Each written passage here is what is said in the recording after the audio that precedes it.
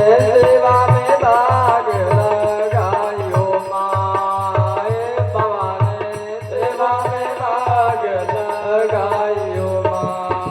हंस गए भी हंस गई माता जा चंदन पर सार भवानी ने पूजता जटा पर नरियर आस पास नरियर के बारी शक्ति देवरा सदा सरवर सरवर देखता हंस विराज हंस बिकाई के बहुला साजे बहुला ऊपर गाई विराज गाई के संगमा भैरव साजे भैरव संग लंगूर मेरा अंजन मंजन गुंजन वाले धर्मा ध्वजा लहराए लहरायो मैया सेवा में भाग लगायो माँ, सेवा में भाग लगाए लगायो मैया सेवा में भाग लगायो माँ।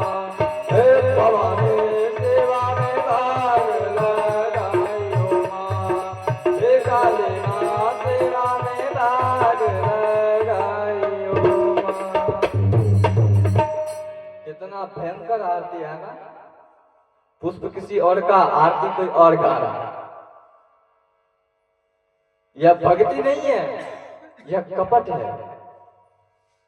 अभी हमने क्या कहा, यह आपको जो फूल चढ़ाया फूल भवरे का जो था, इसका मतलब यह नहीं कि भगवान को फूल चढ़ाए ना, चढ़ाओ। गौर करो, एक पिता को 3 संतान, पिता ने दोनों तीनों बेटे को किशमिश ट्रॉफी दिया खाने के लिए। लाया पिताजी, दे रहे हैं पिताजी दोनों बेटे, तीनों बेटे को। 2 बेटे ने खा लिया, तीसरा बेटे ने कहा पिताजी आप भी खा लो।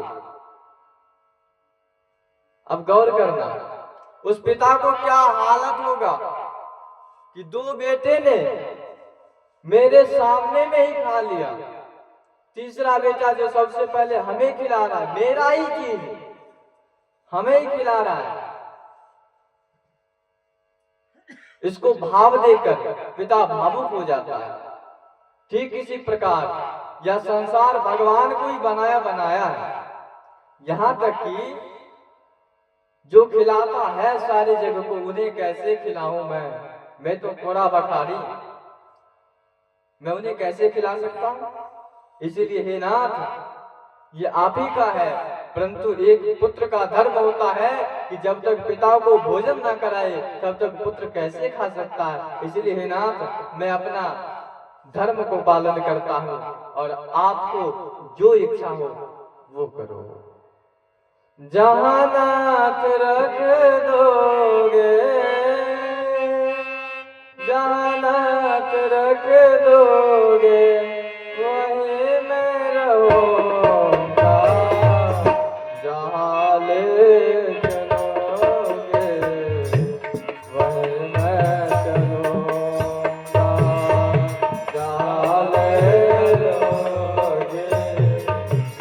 वहीं मैं चलूँगा। जहाँ नाथ रख दोगे, जहाँ नाथ रख दोगे वहीं मैं रहूँगा, जहाँ ले चलोगे वहीं मैं चलूँगा, जहाँ ले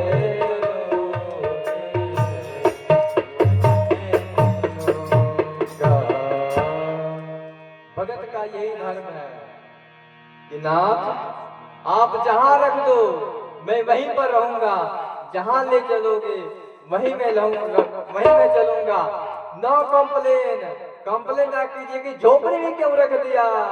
नहीं प्रभु, आपका भक्ति चाहिए, आपका शरण चाहिए और कुछ नहीं।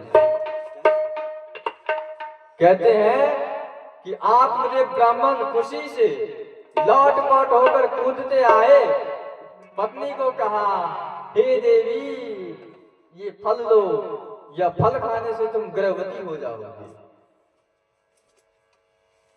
देवी ने कहा एक बात को याद रखो ना, जो स्त्री ज्यादा बोलने में तेज होती है ना, वह बात भी ज्यादा बनाती है। कहा ऐसे कैसे फल खा लो, अरे साधु ने फल दिया, पहले स्नान करूंगा, पूजा करूंगा, उसके बाद फल खाऊंगा।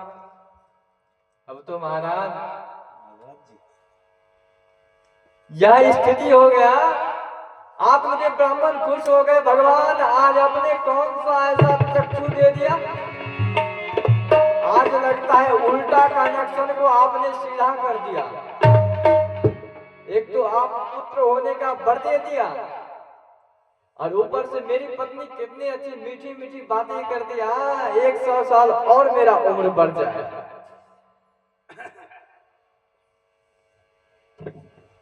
यहां तक तो सही है।